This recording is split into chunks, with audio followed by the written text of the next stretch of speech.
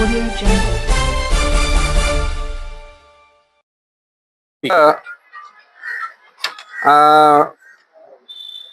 प्रसार माध्यमामध्ये न्यूज 24 घडामोडी ह्या छोट्या ह्या चॅनलवर मी एक बातमी पाहिली आणि त्याच्यामध्ये राजेंद्र रामदास शिंदे राहणार नगर यांनी माझ्या विरोधात बदनामीकारक असं एक निवेदन माननीय जिल्हा SP साहेब यांच्याकडे दिलं असे त्या बातमीनं मी पाहिलं.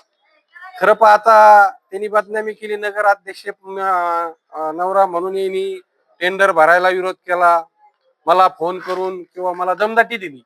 राजेंद्र इसम हा मी आतापर्यंत शिंदे पाहिलेला नाही, राजेंद्र शिंदे, आणि त्याचा माझा कुठं फोन नाही, त्याचा माझा फोनचा संबंध नाही. राहिला विषय इलेक्ट्रिक टेंडरचा नगरपालिकेत, तो म्हणतो की अरुण मुंडेच्या पाहुण्याला काम द्यायचंय.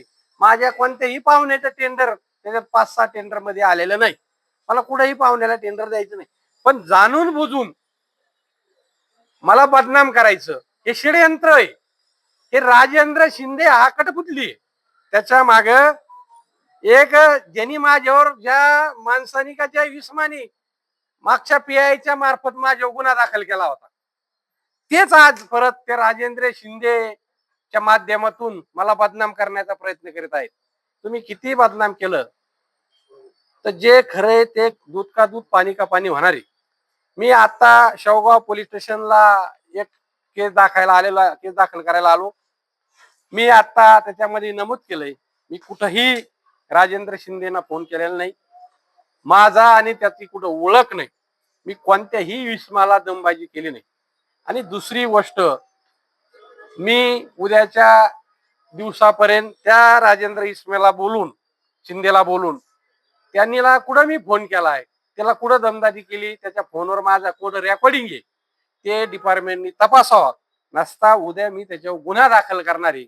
आणि ज्या चॅनलनी माझ्या विरोधात बिगर कामाची बदनामी केली, शहानिशा केली पाहिजे पत्रकारांनी, पेपरनी, की खरंच हे खरं आहे का. एखाद्या व्यक्तीवर 27-28 वर्ष झालं राजकीय जीवनामध्ये मी काम करतोय आणि एखाद्या व्यक्तीचं बदनामी करीत असताना विचार केला पाहिजे. मी सांगतो, त्या मतदारसंघामध्ये ज्याला वाटतं आमच्याशिवाय ह्या तालुक्यात ह्या मतदारसंघात कुणी नेतच राहायला नाही पाहिजे, अशांनी काल हे सगळं षडयंत्र आखलंय. मी जर एखाद्या डिपार्टमेंटकडे अधिकाऱ्याकडे गेलो, तिथं सुद्धा फोन करून सांगितलं जातं अरुण मुंडेचं ऐकू नका, त्याला मदत करू नका. अरुण मुंडे एवढा दूध खळा नाही.